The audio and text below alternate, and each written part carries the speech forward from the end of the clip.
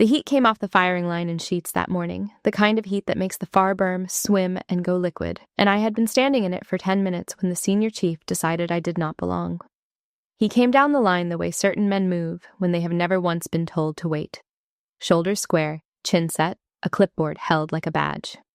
He was tall and sun-browned and built for the photographs, and he had a voice that carried without effort, which is a gift and a liability in equal measure.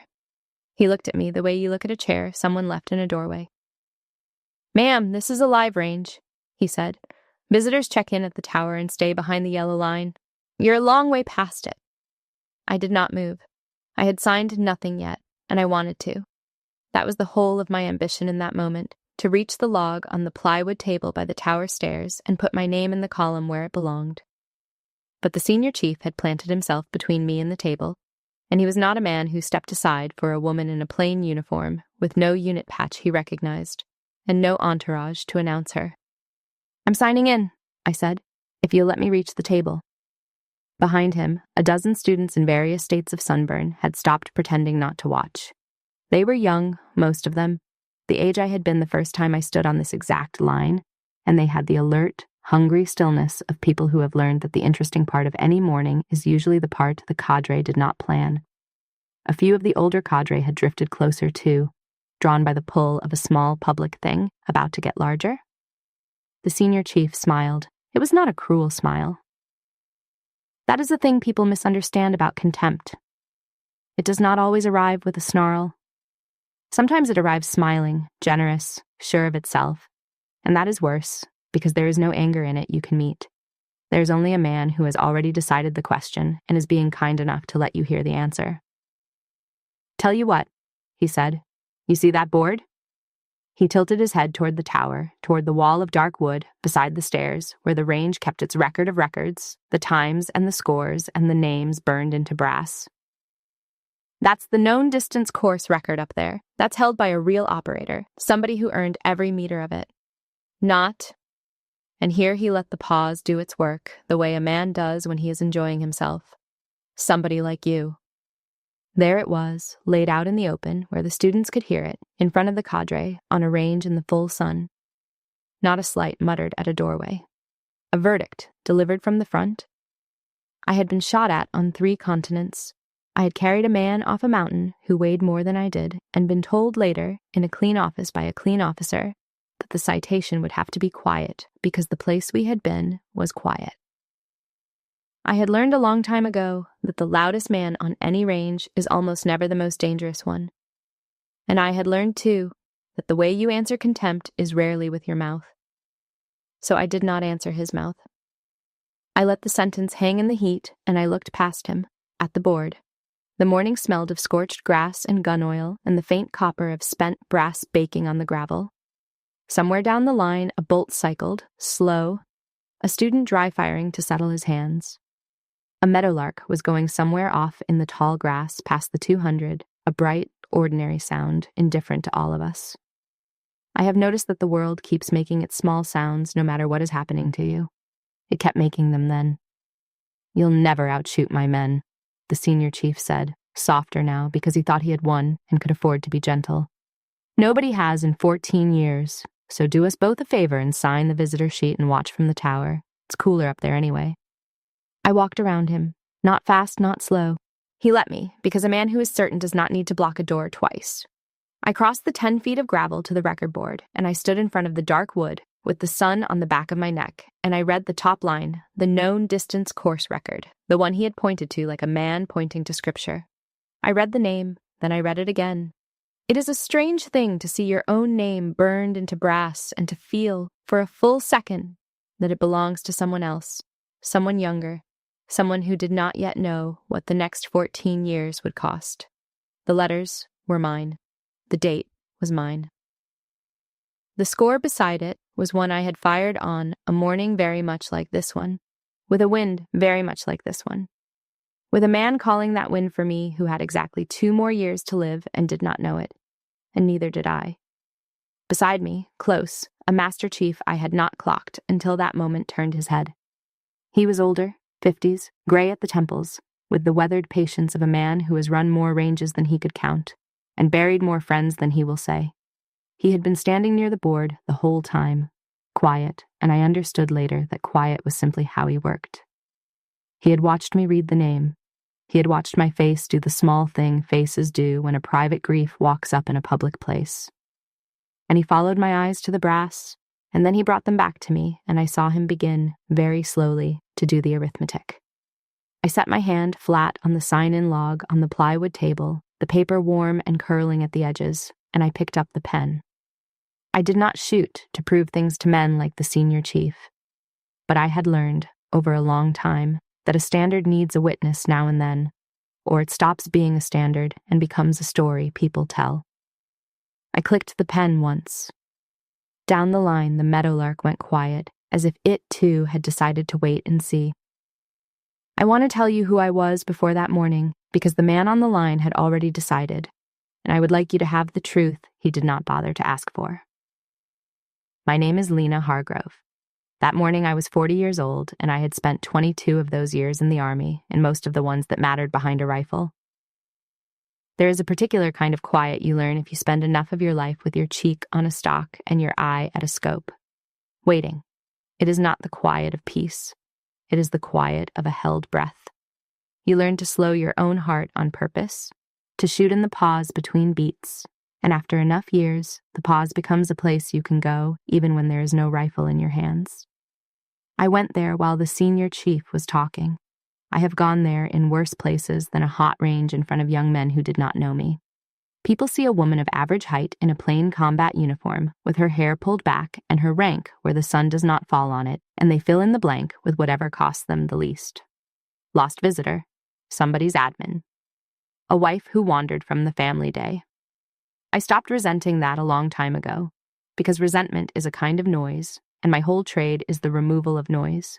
Wind is noise. A racing pulse is noise. The story you tell yourself about the man downrange is noise.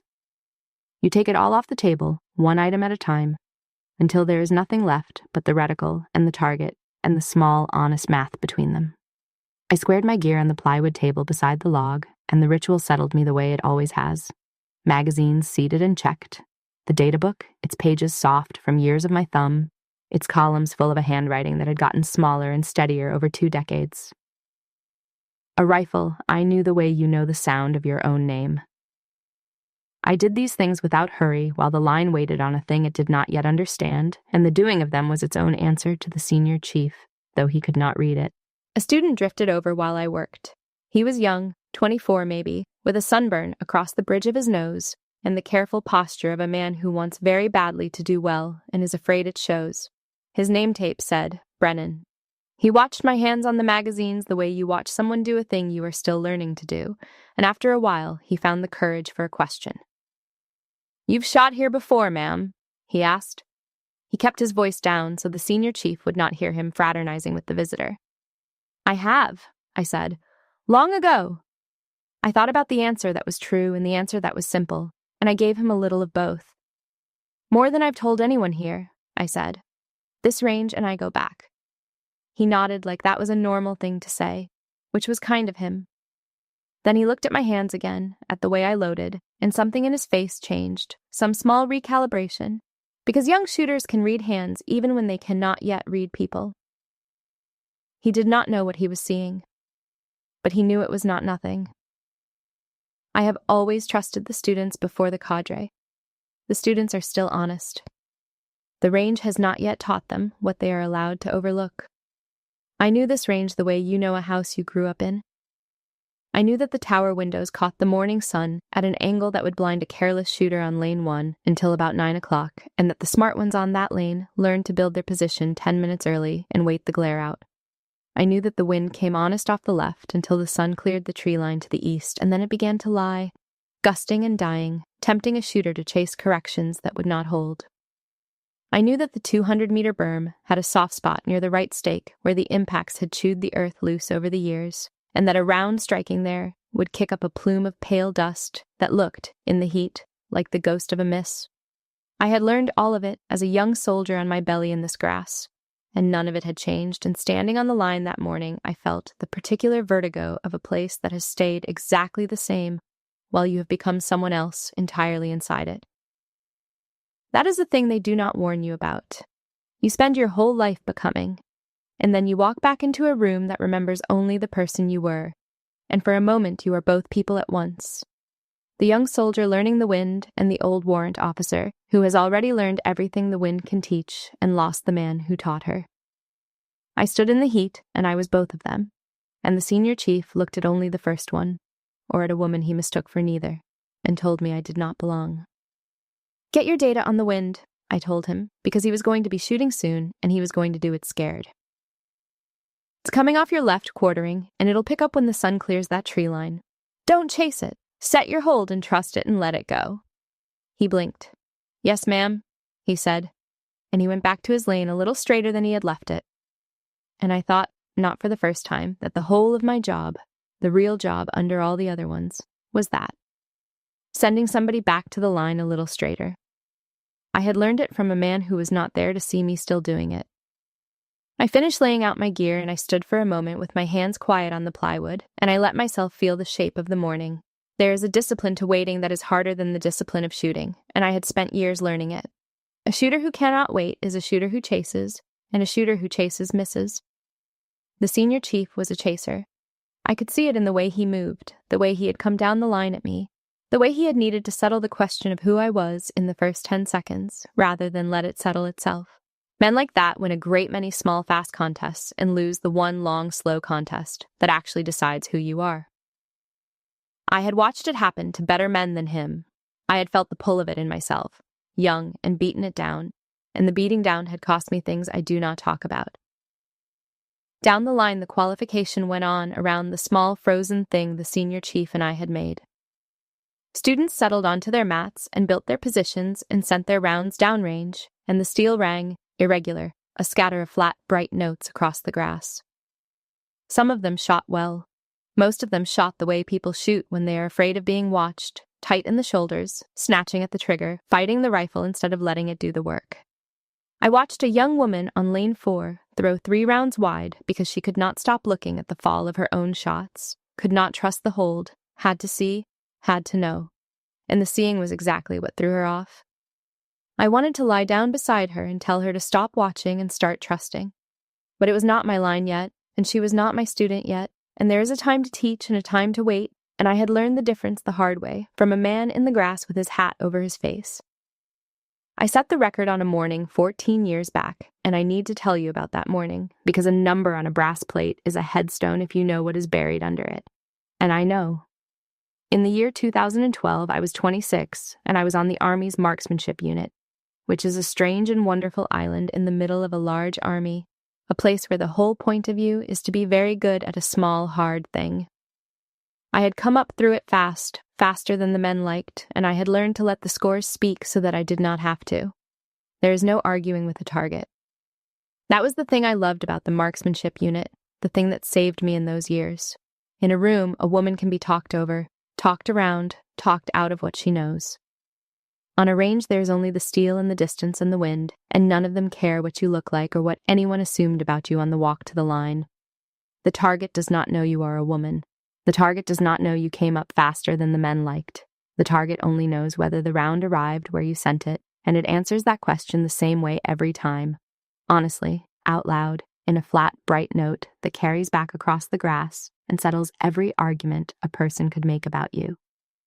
I have spent my whole life looking for that kind of honesty in other places and rarely finding it.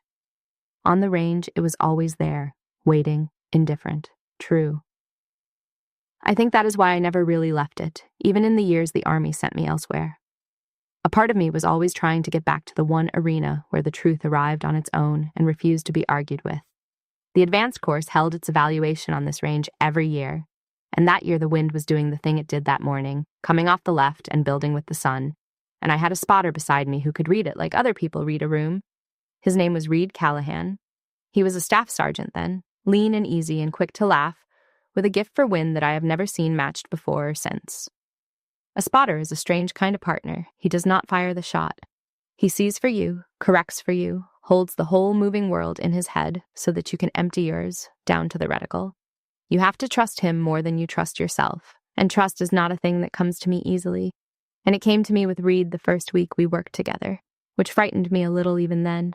That morning, at the longest line, with the target swimming in the heat, he lay beside me with the spotting scope, and he watched the mirage boil, and he said, in the flat, warm voice he used when it counted, "Hold 500,000 left, Hargrove.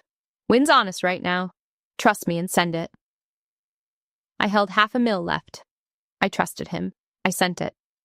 I broke the course record that day by a margin that made the cadre quiet, and Reed did not whoop or crow, because that was not his way. He just rolled onto his back in the grass and put his hat over his face and said, to the sky, "Well, there it is." And that was the whole of his celebration. There it is. As if we had found a thing that had always been there and only needed the two of us to walk it out of the field. I have thought about that morning 10,000 times since, and I have come to understand that the record was never really about the shooting. The shooting was clean, and it was good, and on another day with another wind, it might have gone a meter wide and no one would remember it. What made it the record was the two of us, the trust between us, the way he saw the world for me so completely that I could stop seeing it and go down to the pure held breath quiet where the shot lives. You cannot do that alone. People think a marksman is a solitary thing, one person and one rifle and one long empty distance, and that is the picture, but the picture is a lie. Behind every honest shot at distance, there is a second person reading the world, and the number on the wall is really the number of a partnership, of a language two people built between them that no one else could speak.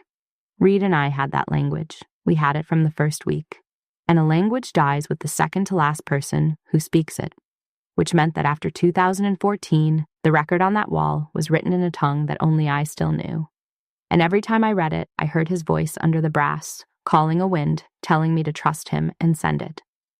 We worked another 2 years after that morning, deployment and the strange domestic rhythm of a marksmanship pair. Hours of nothing braided through with minutes that decided everything. He teased me about my coffee and my handwriting and the way I lined up my magazines like soldiers on parade. I teased him about the paperback westerns he carried everywhere, their covers soft as cloth from rereading. We were not in love, whatever people assume when they hear a man and a woman worked that close for that long. We were something the language does not have a good word for, closer than friends and other than family. Two people who had each agreed to put their life in the other's hands as a condition of the work and had discovered, in the agreeing, a kind of trust most people go their whole lives without. I have had it exactly once.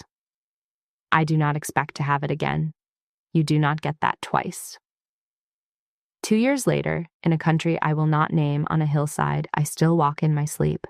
Read a wind for me that was honest, and a different wind, a human one, came from a place neither of us had ranged. I will not tell you the worst of it. It is his, not yours, and some things you carry closed. I will only tell you that I held him while the light went out of him, and that his last correction to me was not about wind. It was, "You're good, Lena. You were always good. Don't let them make you small." And then he was gone, and I was 28, and I stopped shooting for a year, because every time I brought the rifle up, I heard him calling a wind I could not follow anymore. That year without shooting was the longest of my life. I want to tell you a little of it, because the record on the wall means nothing if you do not know the hole it grew back over. I did my job. I went to the office and moved the paper and briefed the officers and did all the things the Army needed a competent senior soldier to do. And I did them well enough that no one asked questions, and inside I was a range gone to weeds. I would pick up a rifle in the arms room for an inventory, and my hands would remember the weight, and my chest would close like a fist, and I would set it down and sign the form and walk out into the parking lot and stand there breathing until the fist opened again. I told no one. There was no one to tell in the language that would have understood, because the one person who spoke it was the reason I could not speak. What brought me back was not therapy, though I had that, and it helped, and I will say plainly to anyone listening that there is no shame in it. What brought me back was the wall. I came to this range on other business, a year after, and I walked past the record board on my way to somewhere else, and I saw the name and the date and the score. And I understood that if I never shot again, the number would sit there getting older and older with no living person who knew what it had cost. And that felt like a second death, a quieter one, the death of the language itself. I could not save Reed. I could keep the language alive. That was the one thing left in my power. So I went back to the line, and I put my cheek to a stalk, and I brought the rifle up, and I heard him calling a wind I could not follow, and I stayed there anyway, shaking until the shaking stopped, and I sent one round downrange for the first time in a year, and it was terrible, wide and snatched and ugly, and I laughed and cried at the same time on the mat like a lunatic, because it was the first honest thing I had done in 12 months. Then I fired another, then I started again, not for me, for him, because the alternative was to let the last true thing we made together sit up on a brass plate with no one alive who knew what it weighed. I put the rifle back in my hands, and I taught myself to shoot through the grief the way you teach yourself to walk on a leg that has healed wrong, slowly, with a limp that never fully leaves. The record stayed on the wall. It stayed for 14 years, and on the morning the senior chief told me a real operator held it, he was not entirely wrong. A real operator did. 2 of them. One of them was just no longer in a position to correct the record. The ground under the morning shifted while I was still standing at the log with the pen in my hand, and it shifted from above, which is where the shift on a range always comes from, whether you're ready for it or not. The range net crackled on the cadre radios, that small electric cough a speaker makes before a voice, and the tower came up. I knew before the words landed that the voice was not going to be routine, because the line had gone the particular kind of still that lines go when the tower is about to change the plan. The voice was a major's, dry and unbothered, the voice of a man who had run this range long enough to have opinions about everyone on it. "Line, hold what you're doing," the tower said. "Cadre, I'm told the chief warrant officer is on the deck. Somebody send Chief Warrant Officer Hargrove up to the tower. She's expected." The senior chief looked around the line for the chief warrant officer. He looked at the cadre. He looked at the students. He looked, briefly, at the tower, as if the name might resolve into a person if he stared at the windows hard enough. It is a small human thing to watch a certain man realize that the person the tower is asking for is standing exactly where he has been trying not to look. I did not enjoy it as much as you might think. I have been on the receiving end of a certain kind of surprise often enough that I have lost the taste for handing it to other people. But I will not pretend I felt nothing. I am telling you the truth, and the truth is that something in me, some tired, patient thing, sat up and paid attention. The Master Chief beside the board had already gotten there. I had felt him doing the arithmetic since I read the name off the brass, and now I watched him finish it. He looked at the plaque. He looked at the log where my name sat wet on the paper. He looked at me, and then he turned, unhurried, to the senior chief, and he said the thing that changed the weather on the whole line. "Senior Chief," the Master Chief said. His name tape said, "Banning." His voice was not loud. It did not need to be. "Read the board again, then look at who just signed the log." The senior chief read the board again. I watched him read it. I watched his eyes go to the top line, the known distance course record, the real operator, and I watched them travel down the brass to the name and stop there. And I watched the name stop, meaning an abstraction, and start meaning the woman he had told to watch from the tower, because it was cooler up there. The line went still without anyone calling it still. That is the thing that happens on a good range, a kind of collective held breath. 20 young people and a handful of cadre all arriving at the same understanding at slightly different speeds, and the arriving makes a silence you can almost hear. The meadowlark was still going, off in the grass. The heat still came off the berm in sheets.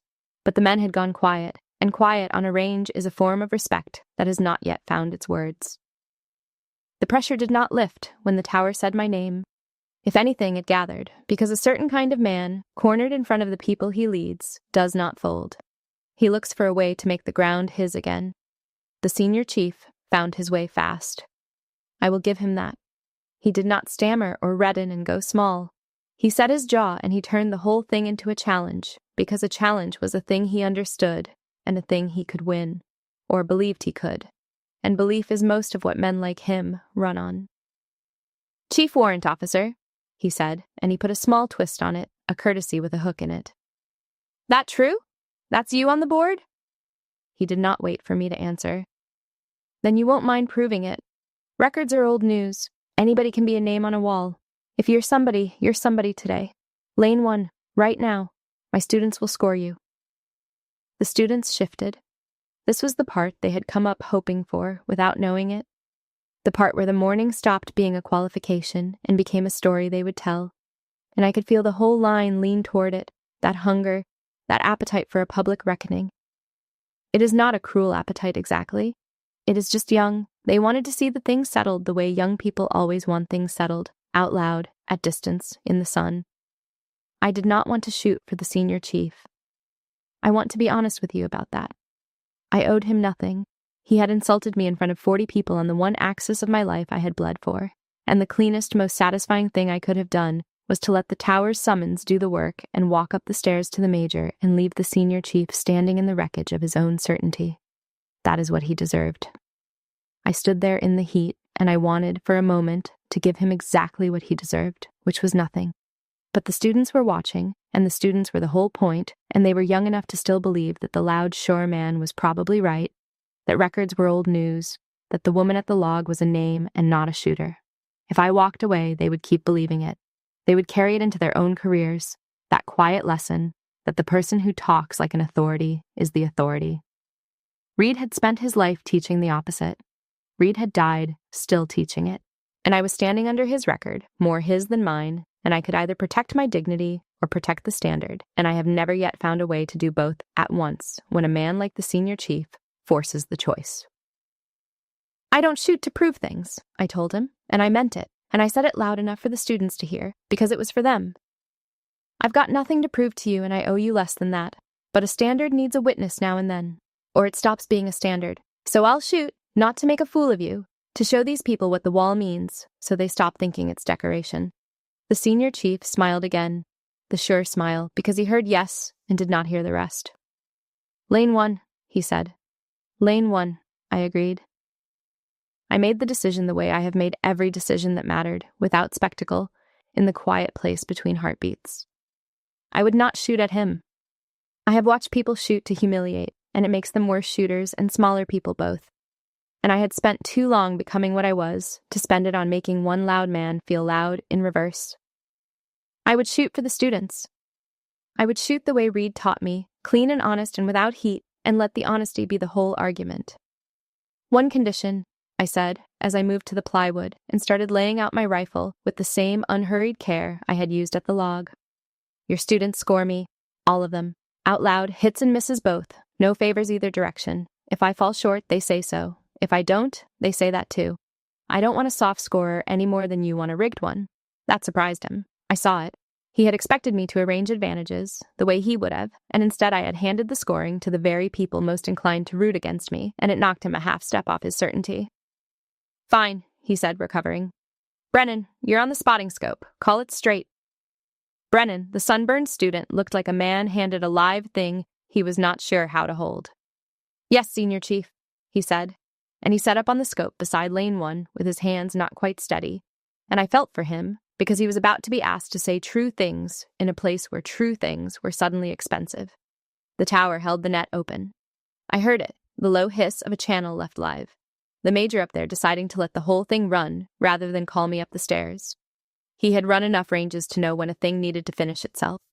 I settled onto the mat on Lane 1, and I built my position the way I have built it 10,000 times. Elbows set, cheek weld found, the stock of familiar pressure against the meat of my shoulder, and I looked down range at the target swimming in the heat, and I said, quietly, to no one the senior chief could see, "Spotter up!" I did not need a spotter, but I brought one with me anyway, in my head, the way I have brought him to every serious string of fire for 14 years.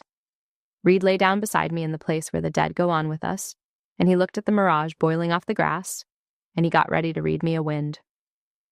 What happened next became undeniable the way the sunrise is undeniable, not with an argument, but by simply arriving and refusing to leave. I found my natural point of aim and let my body settle onto it. No muscle fighting the rifle, the whole position a thing that would return to the target on its own if I let the recoil take it and brought it back. The wind was doing what I had told Brennan it would do, coming off the left, quartering, building as the sun cleared the tree line.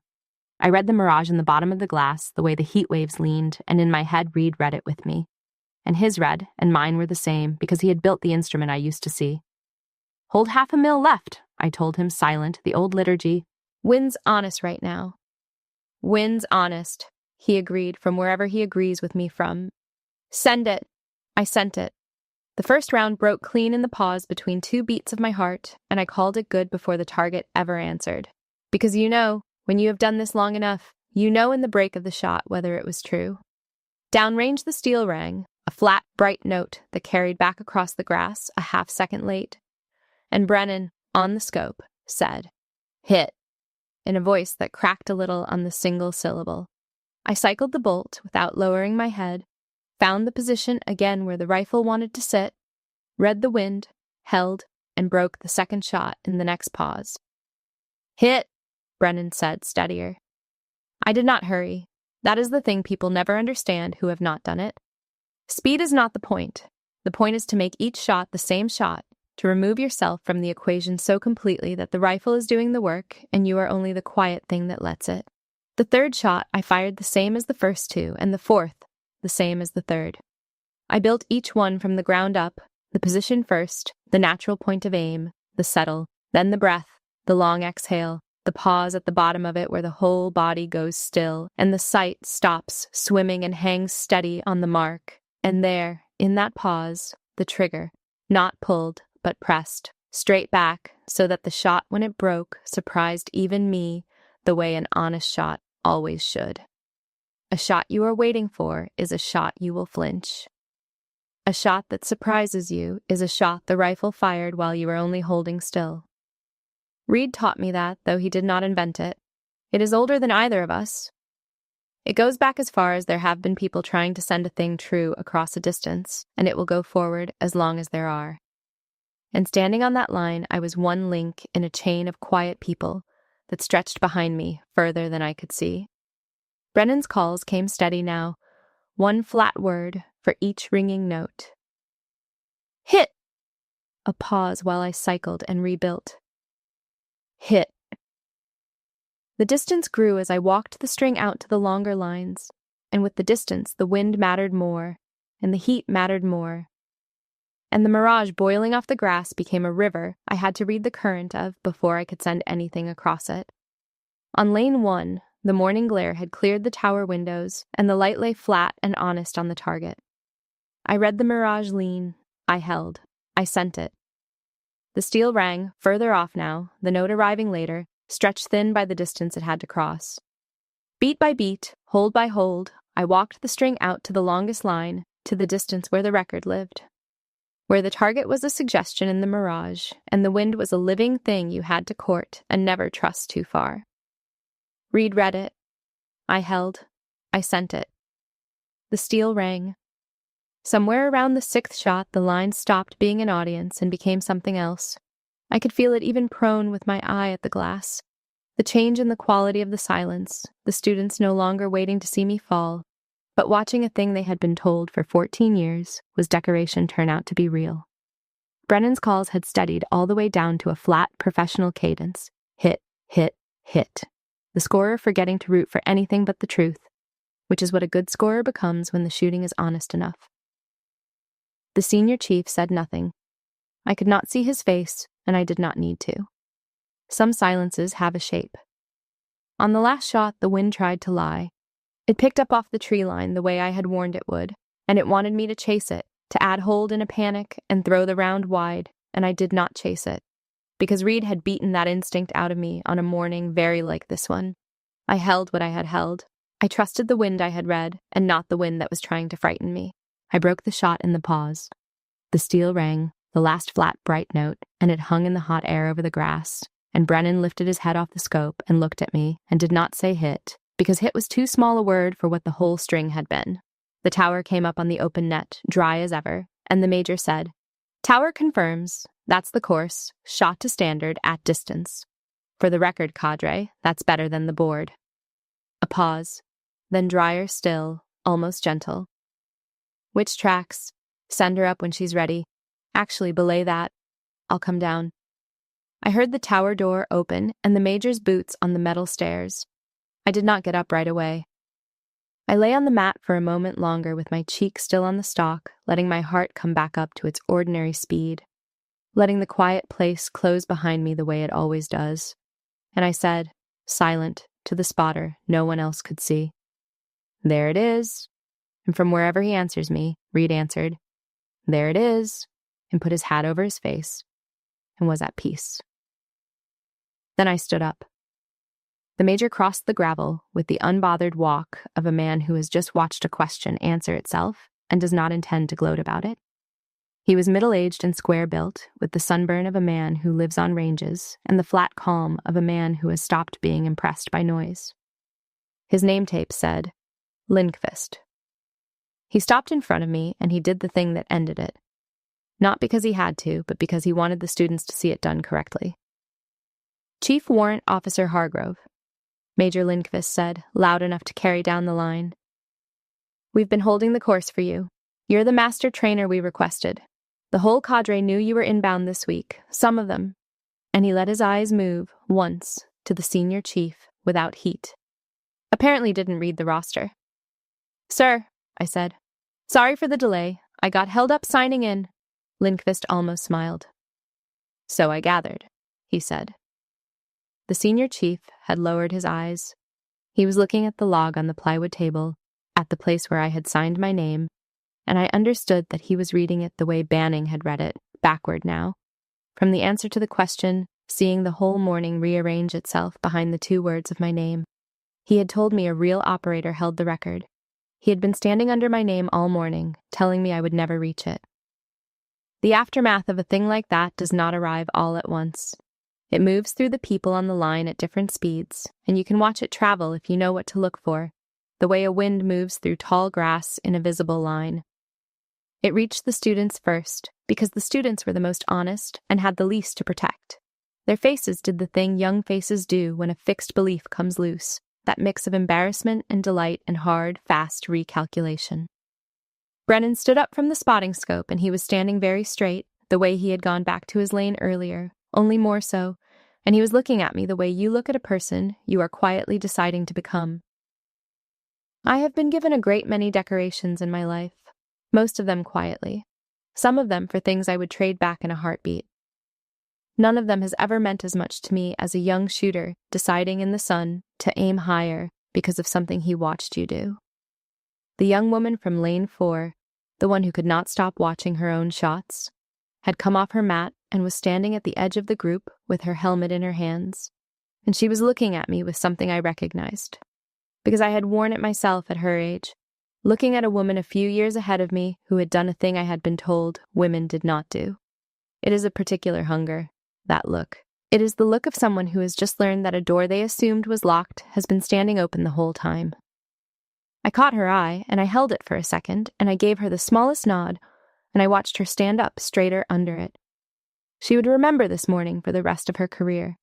She would tell it someday to a young soldier of her own who thought a door was locked. That is how the language stays alive. It is not the record. It is the nod, passed down, one shooter at a time. It reached the cadre next. Master Chief Banning came over, unhurried as ever, and he stood beside the record board, with me for a moment, the 2 of us looking at the brass, and he said, loud enough for the line to hear, because he had decided the line needed to hear it. That record you called a real operator's senior chief? You were standing under her name all morning. 14 years it's been up there. 14 years you've pointed at it to scare students, and you never once read the name. He was not cruel about it. He was worse than cruel. He was accurate. Might be worth reading the wall before you tell somebody what's on it. The senior chief took it. I watched him take it, and I will tell you, because I try to be fair even to men who have not earned it, that he took it better than I expected. He did not make excuses. He did not find a way to blame the roster, or the heat, or me. He stood there on his own range, in front of his own students, and let the weight of it land, and when it had landed, he turned to me, and he did the hardest thing a man like him can do, which is to speak plainly with nothing left to hide behind. Chief Warrant Officer, he said. I was out of line, not just wrong, out of line. I saw a woman I didn't recognize, and I decided who you were, and I said it loud so my students would think I was sure. That's on me. He paused. That was good shooting. It was better than good. I've been telling these kids for 14 years that nobody touches that board, and I never once wondered who put it there. You wondered, I said. You just didn't ask. Those aren't the same thing, and the difference is the whole job. He nodded slowly. He understood me. He was not a stupid man. Stupid men are easy. The senior chief was worse than stupid. He was capable, and certain, and the certainty had grown up around the capability, like ivy around a good wall, until you could not see the wall for the ivy. I had met 100 of him. I had been, in smaller ways, a version of him myself, young and sure and quick to fill in the blank about somebody at a cost to no one but them. The range teaches you humility if you let it stay long enough. It had taught me, it was, that morning, teaching him. I have thought a great deal over the years about why certain men need to decide who you are before they ask. It is easy to call it cruelty, and sometimes it is, but more often it is fear wearing the clothes of certainty. A man who has built his whole standing on being the one who knows, the one who is sure, the one the students look to, cannot afford a person who might know more than he does walking onto his line unannounced. So he settles the question fast, out loud, in his own favor, before the question can settle itself against him. The senior chief had done that to me, and he had done it, I suspect, to 100 people before me who did not happen to have their names on the wall behind him. Most of them had swallowed it and moved on and let him keep his certainty intact. I did not blame them. It is what most people do because the alternative costs more than it is worth, and because the loud, sure man is usually not worth the fight.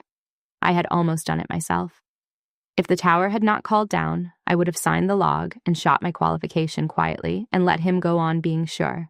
And the students would have gone on believing him, and the wall would have gone on being decoration.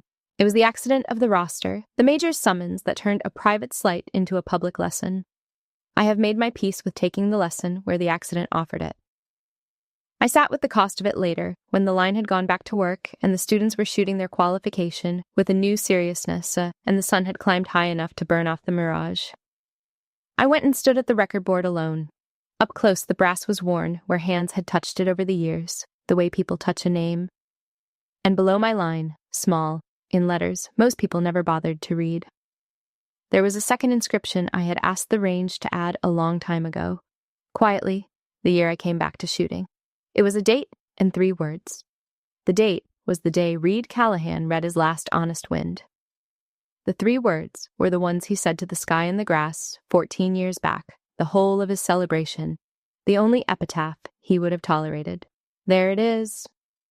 I stood in front of it, in the heat, with the line ringing steel behind me, and I did the arithmetic I do every time, the arithmetic that no scorer calls out loud.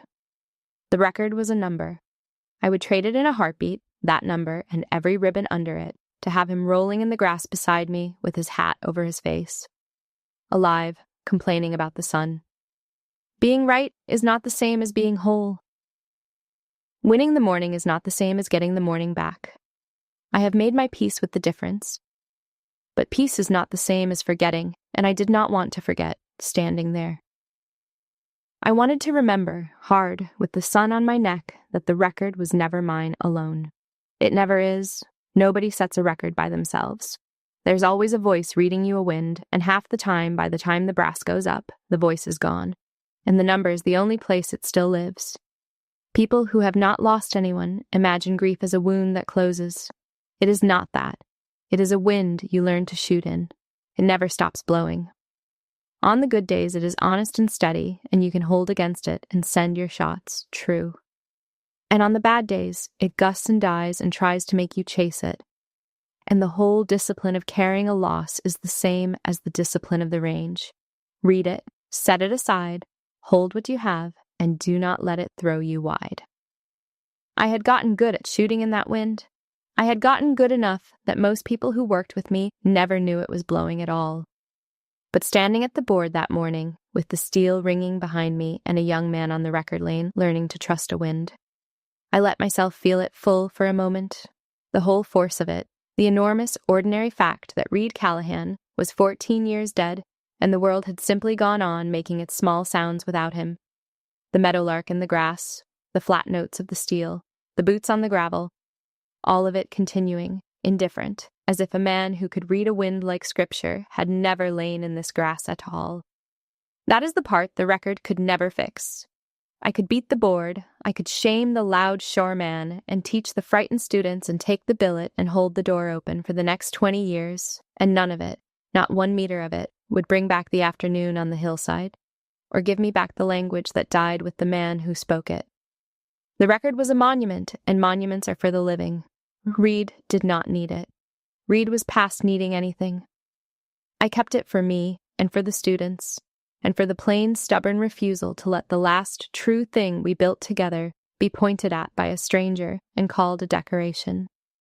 But I kept it knowing exactly what it was and exactly what it was not. And I have never once confused the two.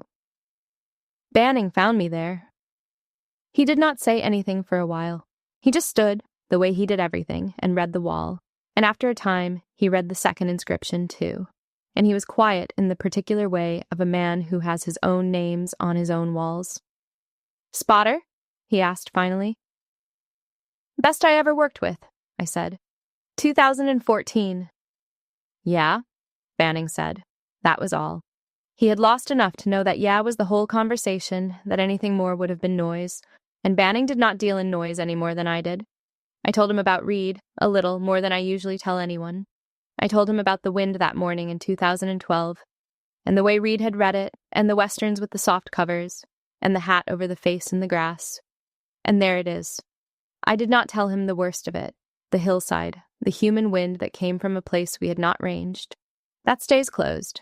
But I told him enough that he understood the shape of the loss, and he listened the way only a man who has carried the same kind of weight can listen, without trying to fix it, without reaching for the comfortable lies people offer when they have not lost anyone and cannot bear the silence.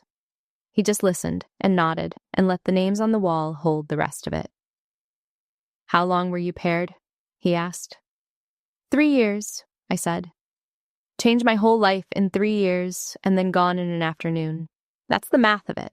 Nobody warns you the most important person you'll ever work with might have a 2-year fuse on him, and you'll spend the rest of your life measuring everything against a standard that walked off a hillside.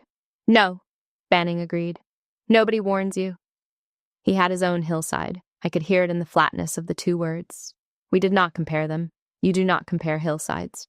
You only stand near a person who has one, and let the standing be the whole of the conversation. We stood there together for a while, 2 old shooters in front of a wall of names, and then he said, "The cadre wants to make a thing of it. A ceremony. Get you up in front of everybody and read the whole story out. You beat the board today in front of the man who mocked you, and they want to hang it up like a scalp." He looked at me sideways. "You don't strike me as the type." "I'm not," I said. "No ceremony, no victory lap. That's not what today was about." "What was it about?" I thought about it. "Him," I said, and I nodded down the line to where Brennan was on the mat, cheek welded to his stock, holding a wind he had been afraid of an hour ago. "And the rest of them. It was about the wall meaning something again. You don't do that with a ceremony. You do it one student at a time." Banning almost smiled. Almost. "Reed would have liked you," he said, which was a strange thing to say about a man he never met, except that it was not strange at all, because Banning had read the second inscription and understood the whole of it, and he was telling me, in the only currency he trusted, that he saw what the morning had cost and what it had not been able to buy. The days after landed the way I wanted them to, which is to say quietly, in the ordinary work of a range, with no drums. I took the billet on my own terms. The first cadre meeting, I kept the senior chief on the line. That surprised people. It surprised him most of all.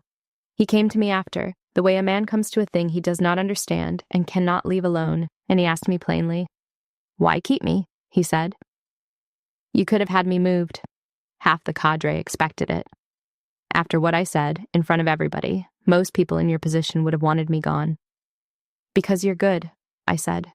"You're a good shooter and a good teacher, and you were wrong about one thing on one morning, and if I moved every capable man who was ever sure and wrong, I'd have an empty range and a lot of company in my own memory." I let him sit with that. "I'm not keeping you to punish you, and I'm not keeping you to forgive you. I'm keeping you because these students need what you're good at, and because I want you here the next time you're about to decide who somebody is before you ask. I want you to catch yourself. That's worth more to me than your absence." He looked at me for a long moment. "That's a harder thing than firing me," he said. "It's supposed to be," I said. He nodded. And then, because he was a capable man and not a stupid one, he did the work. I watched him do it over the weeks that followed. I watched him stop himself, mid-sentence, more than once. when a new student walked up who did not look like his idea of a shooter. And I watched him ask instead of assume, and I watched the asking make him better at the job than the assuming ever had. That is the only revenge I have ever found worth taking. Not the removal of a man, the improvement of one, in a direction he chooses himself, because you gave him the room to be more than his worst morning. I taught the first relay myself. I put Brennan on lane 1, the record lane, on purpose, and I lay down beside him on the mat, and I read him his wind the way it had once been read for me, quartering off the left, building with the sun, honest for now. He was scared of the distance. They always are. The distance is where the doubt lives. Hold what I give you, I told him. Don't chase it. Trust the read and let it go. How do you know it's honest? He asked before he settled, his voice tight the way a voice goes when a person is about to do a thing they are afraid of. The wind. How do you know when to trust it and when it's lying to you? It was the right question. It is the only question, really. The whole trade folded down into 6 words, and most students take years to learn to ask it out loud. You don't know, I told him. Not for certain. Nobody does. You read everything you can, the mirage, the grass, the flags, the feel of it on the back of your neck, and you build the best picture you can from all of it. And then there comes a moment where the reading is done, and you either commit or you don't. The good shooters commit. Not because they're sure. Because they've learned that a committed shot on a decent read beats a perfect read you were too scared to send. Doubt is a win too, son. It's the one that lies the most. Read it and set it aside like all the others, and hold what you've got and let it go. He was quiet a moment, taking that in. Then he built his position, and I watched him do it the way I had done it 10,000 times, elbows set, cheek weld found, the settle. And I saw the fear still in his shoulders, and I saw him decide to send the shot anyway, in spite of it, because of what I had said, and that decision was worth more than any hit. He held what I gave him, he trusted it, he sent it. And the steel rang, downrange, a flat, bright note carrying back across the grass a half-second late, and Brennan lifted his head off the stalk and looked at me with the whole of his young face open, and I thought, there it is. I taught the whole relay that way, one shooter at a time, lane by lane down the line, and by the end of the morning, something had changed in the quality of the shooting, and it was not a thing you could measure on a scorecard, though the scores changed too. It was the fear coming out of their shoulders. It was a room full of young people learning, all at once, that the person who had walked onto their range unrecognized and been told she did not belong was the person whose name they had been shooting under all along. And that if the wall could be wrong about her, the wall could be wrong about them, and the only way to find out was to commit the shot and let the steel answer.